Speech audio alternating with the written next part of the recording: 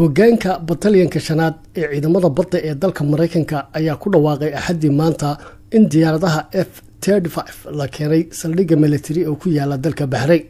waana markoodii ugu horeysay ee diyaaradaha F-35 la keeno gobolka Khaliijka Carabta waana tallaabo lagu macneeyay inay qayb ka tahay joogitaanka Mareykanka ee gobolkaasi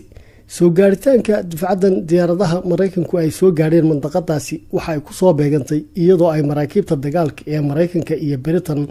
tababaro wada jira oo miina ka saarista badaha ay ka sameynayaan biyaha Khaliijka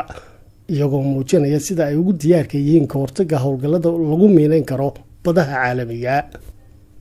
hoggaanka batalyanka ciidamada Mareykanka ee saldhigga ku leh dalka Bahrain waxa ay sheegeen in adeegsiga nooc ka mid ah diyaaradaha dagaalka ee ugu tayada wanaagsan F-35 ay cudud dheeraad ah siinayso joogitaanka ciidamada Mareykanka ee gobolkaasi waana diyaaradda qaybta ka qaadan karta xafidaadda amniga cirka iyo badaba dhanka kalena hogaamiyaha kacaanka islaamiga ee Iran Ayatollah Ali Khamenei ayaa isla axadii maanta waxa uu ciidamada dalkiisa ku dhiirigeliyay inay sii kordhiyaan quwadooda iyo farsamadooda si ay uga cabsi galiyaan cadawgooda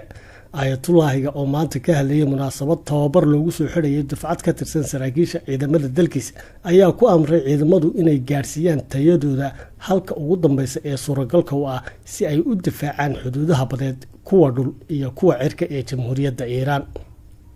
Ayatollahiga oo haatan socdaal ku jooga magaalada Peshawar oo saaran xeebta badda Qazwin ayaa la arkayay isagoo telefoon toos ah kula hadlaya generaalka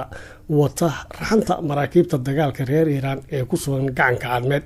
sida ay baahisay wakaaladda wararka ee Reuters boqortooyada Sacuudiga ayaa Iran ku eedeysa inay taageerto kooxda Xuutiyiinta reer Yemen oo dagaal foolka foola kula jirta isbahaysiga Sacuudiga iyo Imaaraadka ee Yemen dagaalada kaga jira waana eedeymo ay Iran si istaba joog ah u diidaysay